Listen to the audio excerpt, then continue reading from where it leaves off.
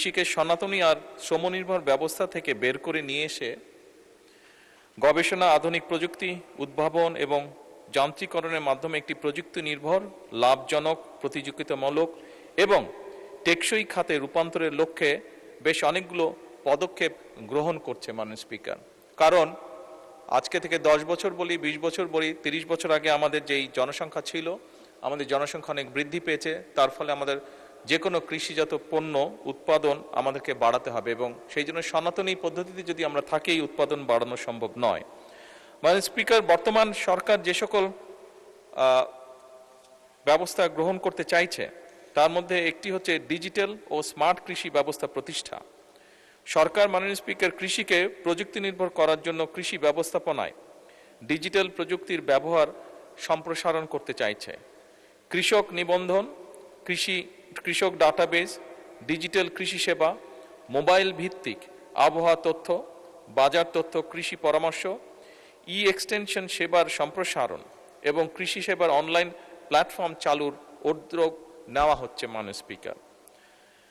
এর বাইরে একই সাথে কৃষক কার্ড, কৃষকের ডিজিটাল ডাটাবেস এবং সরকারি সেবা কৃষকের নিকট সরাসরি পৌঁছে দেবার জন্য কৃষক কার্ড বিতরণ কার্যক্রম শুরু করতে যাচ্ছে ইনশাল্লাহ সরকার।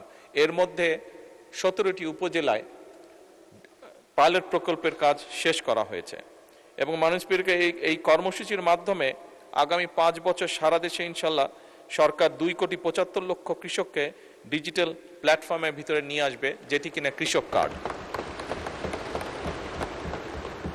মাননীয় স্পিকার, উৎপাদন ব্যয় হ্রাস, শ্রম সংকট মোকাবেলা এবং কৃষিকে লাভজনক করতে কৃষিকে অবশ্যই যান্ত্রিকরণ করা হচ্ছে। যন্ত্রের ব্যবহার কৃষিতে বাড়ানোর চেষ্টা করা হচ্ছে।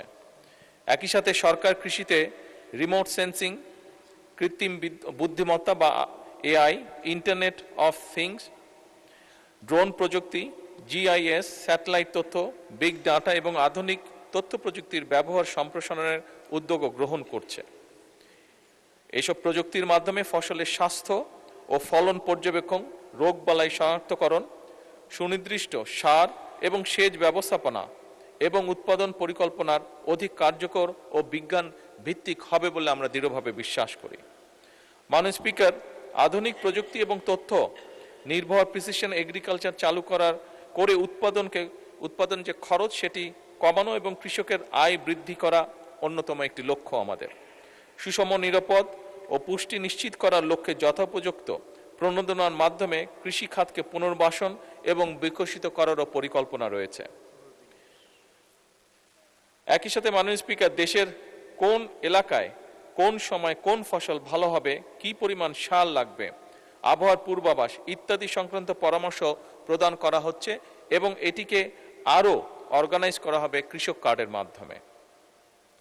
সরকার রাসায়নিক সারের উপরে নির্ভরতা কমিয়ে জৈব সার, বায়ো ফার্টিলাইজার এবং পরিবেশ বান্ধব কৃষি প্রযুক্তির ব্যবহার বৃদ্ধি করারও উদ্যোগ গ্রহণ করেছে।